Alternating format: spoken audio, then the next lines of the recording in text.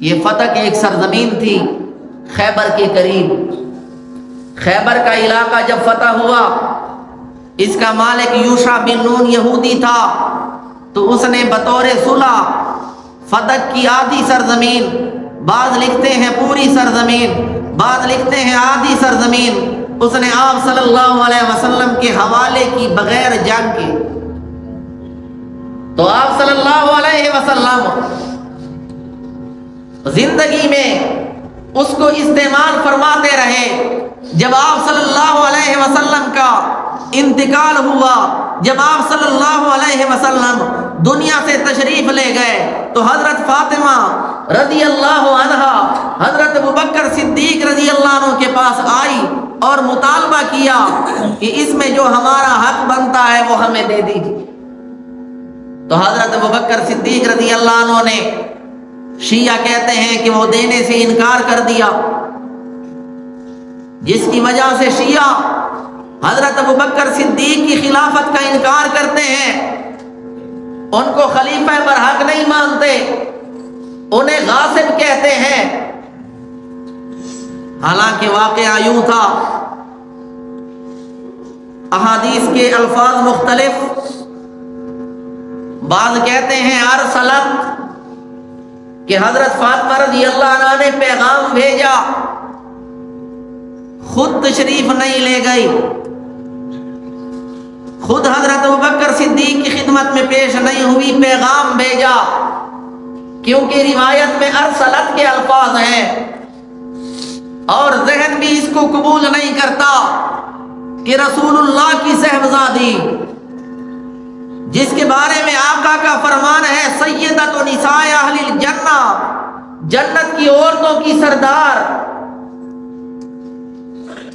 تو وہ مال کی لالچ میں جائے، جبکہ حضرت علی رضی اللہ عنہ خود موجود تھے، تو حضرت علی رضی اللہ عنہ کو بھی بھیج سکتی تھی، خود کیسے تشریف لے گئی؟ اور بالفرض اگر مان لیا جائے کہ حضرت فاطمہ رضی اللہ عنہ خود تشریف لے گئی، تو پھر یہ بات شیعوں کی بھی خلاف ہے، اس لیے کہ شیعوں کی تفاسیر میں لکھا ہے کہ اگر خلیفہ برحق نہ ہو تو اس کی عدالت میں کیس لے کر جانا بھی حرام ہے، اس کی عدالت میں کیس لے کر جانا بھی گناہ ہے۔ ادھر شیعہ کہتے ہیں کہ حضرت ابوبکر صدیق رضی اللہ عنہ خلیفہ برحق نہیں تھے، ظالم غاصب تھے، تو پھر حضرت فاطمہ رضی اللہ عنہ ان کے پاس کیوں گئی؟ دوسری بات، جب حضرت فاطمہ رضی اللہ عنہ نے فتح کا مطالبہ کیا، تو حضرت ابوبکر صدیق رضی اللہ عنہ نے جواب میں انہیں حدیث سنائی کہ میں نے رسول اللہ صلی اللہ علیہ وسلم سے سنا ہے، آپ نے فرمایا نحن معاشر الانبیاء لا نورثو، کہ ہم انبیاء کی جماعت جو ہے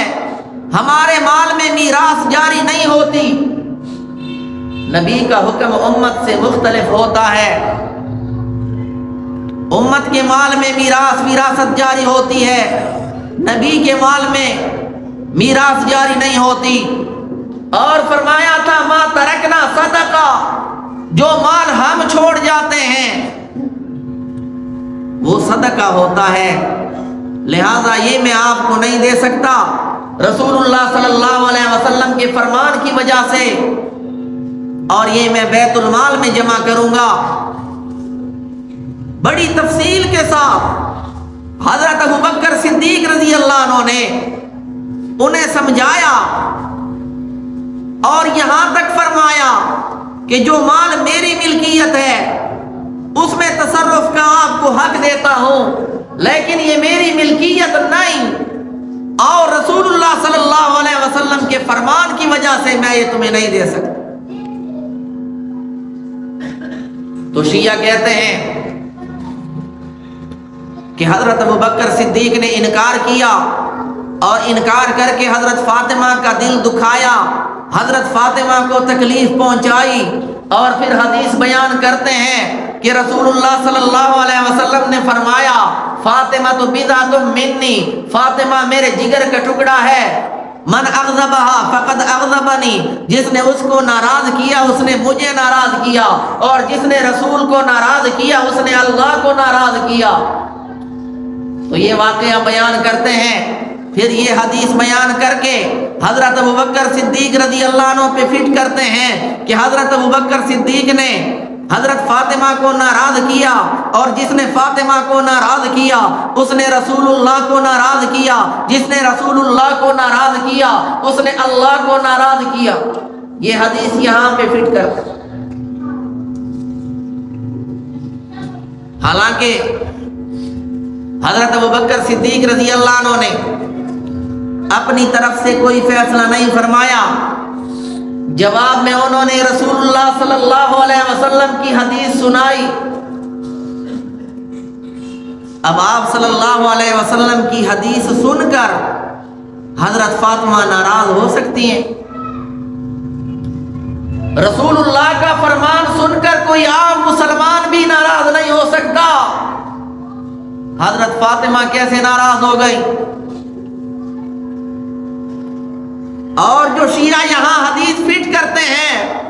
من اغضبہا فقد اغضبنی، یہ بیان نہیں کرتے کہ آپ صلی اللہ علیہ وسلم کا یہ فرمان کس موقع پر، آپ صلی اللہ علیہ وسلم نے یہ کس موقع پر فرمایا تھا، وہ بیان نہیں کرتے۔ اصل میں بات یہ تھی کہ جب رسول اللہ صلی اللہ علیہ وسلم کے علم میں یہ بات آئی کہ حضرت علی رضی اللہ عنہ ابو جہل کی بیٹی کے ساتھ نکاح کرنے کا ارادہ رکھتے ہیں، حضرت فاطمہ رضی اللہ عنہ یہی شکایت لے کر رسول اللہ صلی اللہ علیہ وسلم کی خدمت میں آئی۔ آپ صلی اللہ علیہ وسلم نے خطبہ دیا اور آپ نے وہاں پہ فرمایا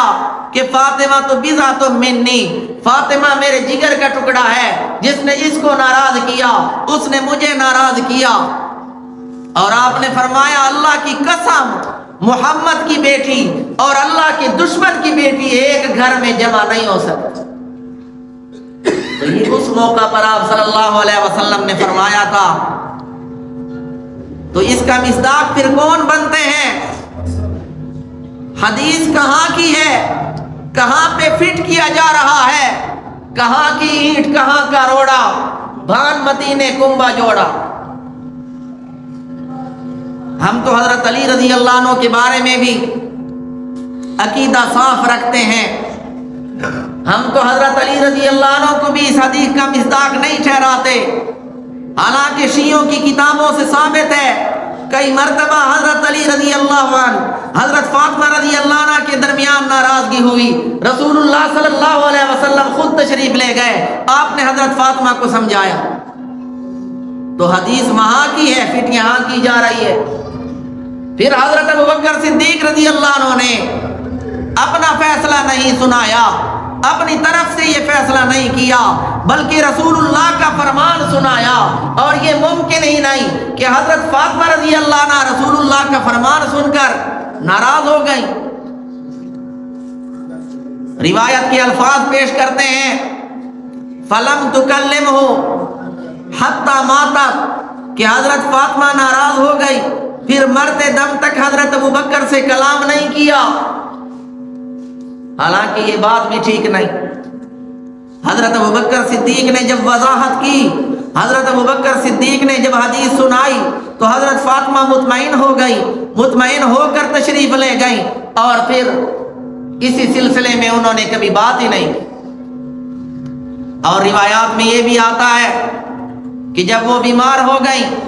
حضرت ابوبکر صدیق رضی اللہ عنہ ان کی بیمار کرسی کے لیے تشریف لائے، وہاں پہ بھی آپ نے وضاحت پیش کی۔ آپ نے فرمایا میں مجبور ہوں، ورنہ تیرا مطالبہ سر آنکھوں پر، مجبوری کیا ہے؟ رسول اللہ کا فرمان ہے نحن معاشر الانبیاء لا نورث ما ترکنا صدقہ، ہم انبیاء کا گروہ، ہم انبیاء کی جماعت جو ہے ان کے مال میں میراث جاری نہیں ہوتی، ما ترکنا صدقہ، ہم جو چھوڑتے ہیں وہ سارے کا سارا صدقہ ہو۔ تو یہ ہو ہی نہیں سکتا کہ حضرت فاطمہ رضی اللہ عنہا رسول اللہ صلی اللہ علیہ وسلم کی ارشاد کی وجہ سے ناراض ہو جائیں۔ یہ حضرت فاطمہ تو وہ تھی کہ جب لونڈی کا مطالبہ کرنے رسول اللہ صلی اللہ علیہ وسلم کے پاس آئی تھی، کام کی وجہ سے، چکی پیسنے کی وجہ سے ان کے ہاتھوں میں نشانات پڑ گئے تھے، لونڈی کا مطالبہ کرنے رسول اللہ کے پاس آئی، لونڈی کا مطالبہ کیا، آپ نے بجائے ان کو لونڈی دینے کے ان کو تسبیحات بتلائی، 33 مرتبہ سبحان اللہ، 33 مرتبہ الحمدللہ، 34 مرتبہ اللہ اکبر، جنہیں تسبیحات فاطمی کہا جاتا ہے، آپ نے تسبیحات بتلائیں، وہ تسبیحات پہ راضی ہو گئی۔ تو یہاں رسول اللہ کا فرمان سن کر کیسے ناراض ہو سکتی ہے؟ عقل اس کو تسلیم نہیں کرتی۔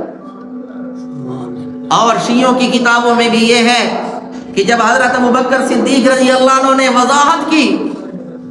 فرضیت پہ ذالک، تو حضرت فاطمہ رضی اللہ عنہ اس پہ راضی ہو،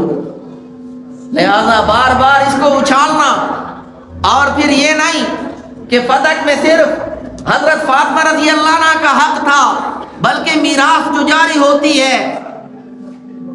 بیویوں کو بھی حصہ ملتا ہے یا نہیں ملتا؟ ازواج مطہرات کا بھی تو ان میں حصہ بنتا، لیکن حضرت ابوبکر صدیق رضی اللہ عنہ نے ان کو بھی تو حصہ نہیں دیا۔ اور ازواج مطہرات میں خود حضرت ابوبکر صدیق کی بیٹی حضرت عائشہ صدیقہ رضی اللہ عنہا بھی تھی، تو ان کو بھی تو حصہ نہیں دیا۔ اس وجہ سے نہیں دیا کہ رسول اللہ صلی اللہ علیہ وسلم کا فرمان تھا ما ترکنا صدقہ، ہم جو مال چھوڑتے ہیں وہ سارے کا سارا صدقہ ہو۔